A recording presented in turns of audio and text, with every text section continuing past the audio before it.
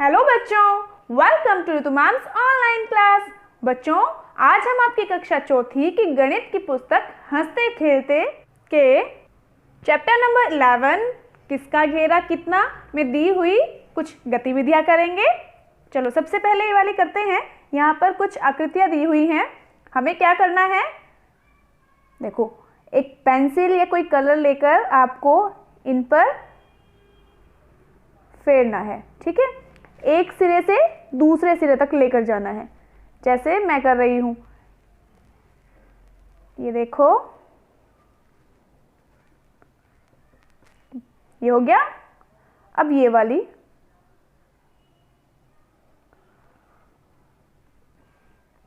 इसका तो कहीं सिरा ही नहीं मिला, ये तो इसी रेखा में जाके मिल गई है ना। अब ये वाली,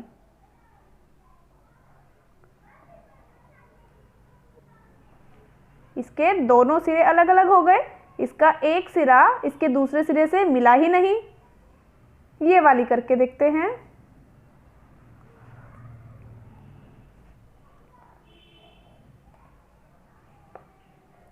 इसमें देखो, इसमें जहां से हमने शुरू किया था हम वापस वहीं पर आकर रुक गए। इसमें देखते हैं,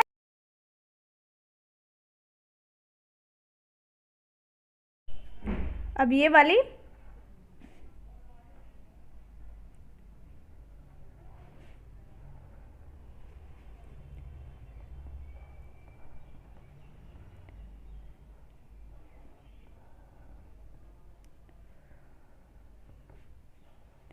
देखो बच्चों, ना तो ये दोनों मिली आपस में एक दूसरे से और ना ही ये दोनों रेखाएं।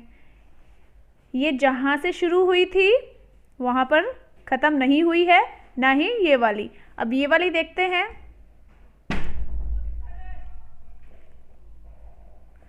ये वाली जहां से शुरू हुई थी वहीं पर आकर मिल गई। तो देखो बच्चों, इनमें कुछ आकृतियां ऐसी हैं जो जहां से शुरू हुई थी वापस आकर वहीं पर मिल गई।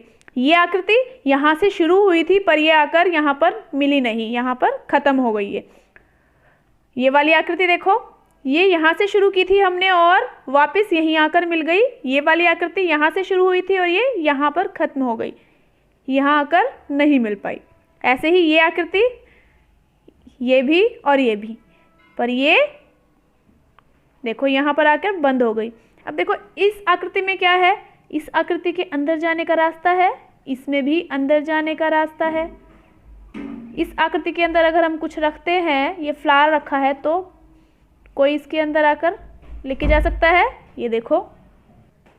पर इन आकृतियों में जैसे देखो, यहाँ पर कोई फ्लावर रखा है, तो क्या इसको अंदर आकर लेके जाया जा सकता है? नहीं ना। देखो, ये आकृति बिल्कुल बंद है, क्लोज है एकदम।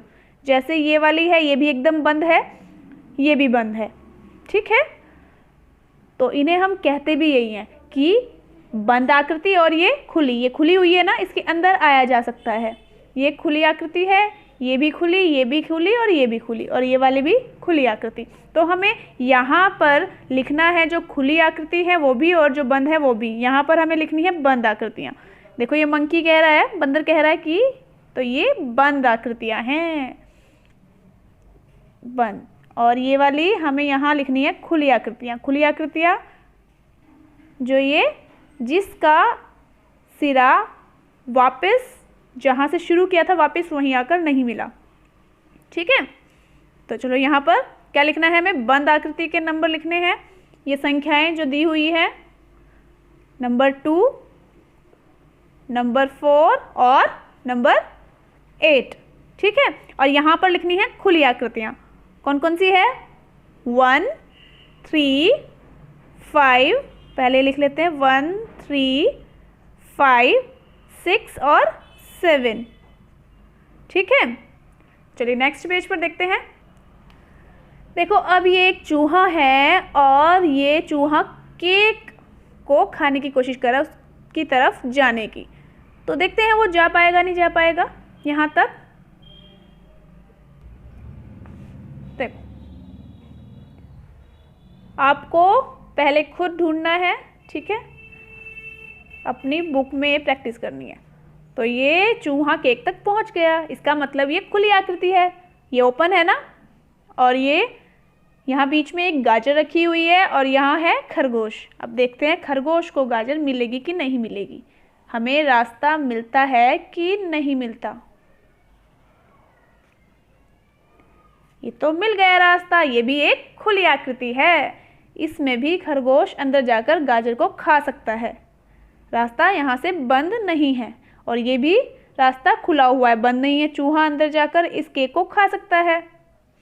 अब जैसे देखो ये एक खेत है और इसमें पशु अंदर घास खा रहे हैं और ये फसल भी खा रहे हैं। तो ये है राजू के पिताजी। राजू के पिताजी राजू को कहते हैं, राजू जल्दी जल्दी चलो, देखो खेत में कुछ आवारा पशु घुसे हुए हैं। ये आवारा पशु घुस गए क्यों? क्योंकि ये एक खुली जगह है जहाँ कोई रोक नहीं लगी हुई। तो राजू क्या सलाह देता है? अब राजू सलाह देता है, कहता है कि पिताजी खेत के चारों ओर कंटीली तार लगवा दो। जब खेत के चारों ओर कंटीली तार लग जाएगी तो क्या रास्ता बंद हो जाएगा? अब जैसे इनको रास्ता मिला हुआ था ना, ओपन था ये भी ओपन था, तो इनको रास्ता मिल गया। अगर कंटीली बाड़ लगवा दे, कंटीली तार लगवा दें तो रास्ता बंद हो जाएगा। तो राजू ने यही सलाह दी। अब उसके पिताजी ने क्या कहा, जब खेत के चारों तरफ लगानी है तो पिताजी ने कहा कि खेत के चारों ओर चक्कर लगाओ और बताओ कि एक चक्कर कितने कदम का होगा। क्यों? क्योंकि उनको तार लगानी है। राजू कहता है कि 425 कदम में एक चक्कर पूरा हो गया। तो उसके पिताजी कहते हैं कि इसका मतलब एक घेरे के लिए 425 कदम लंबी तार चाहिए। जैसे ये खेत है, राजू यहाँ से चला और उसने ऐसे चक्कर लगाया और वापस यहाँ पहुँच गया और उसके कुल कदम हुए 425। तो अब कैसे वो उसकी बाड़ के लिए कंटीली तार लाएगा? वो अपने एक कदम को मापेगा कि एक कदम में कितना माप बनता है, मीटर में या फिर सेंटीमीटर में। ठीक है, एक कदम कितने मीटर का होता है, फिर उसको 425 से गुना कर देंगे और उसी के हिसाब से कंटीली तार लाएगा। देखो बच्चों, मैंने स्क्वायर से ये एक आकृति बनाई है। इसका हमें परिमाप ज्ञात करना है, घेरा ज्ञात करना है। घेरा क्या होता है? चारों तरफ का माप। ठीक है, तो इसमें जो ये स्क्वायर है, जो वर्ग है, इसकी प्रत्येक भुजा 1 सेंटीमीटर है। 1 सेंटीमीटर, यहाँ से भी 1 सेंटीमीटर, यहाँ से भी 1, यहाँ से भी 1। और ये जो ब्लू कलर का है ये भी सेम है, इसकी भी प्रत्येक भुजा 1 सेंटीमीटर है। ठीक है, तो इसका घेरा कैसे निकालेंगे? घेरा ये चारों तरफ का माप। ये देखो, यहाँ से हम शुरू करते हैं, 1 2, इनको हम जोड़ते जा रहे हैं। ठीक है, 1 और 1 कितना हुआ? 2 3 4 5 6 7 8 9 10 11 12 है। तो इसका मतलब इसका घेरा हुआ 12 सेंटीमीटर। परिमाप इसका 12 सेंटीमीटर है। चलो अब दूसरी आकृति देखते हैं। तो ये एक और आकृति मैंने बनाई है बच्चों आपके लिए। इसमें देखो, क्या आपको लगता है कि इस आकृति का परिमाप पहले वाली आकृति से ज़्यादा होगा या कम होगा? क्या लगता है आपको? या फिर बराबर भी हो सकता है?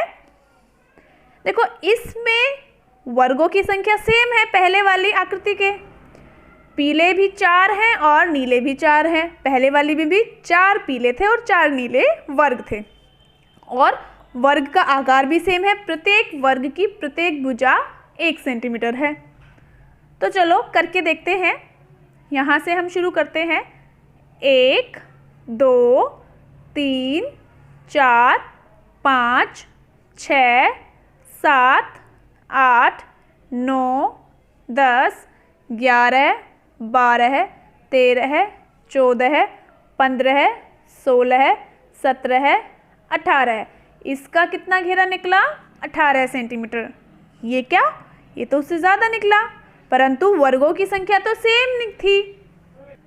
चलो अब कोई दूसरी आकृति बनाते हैं।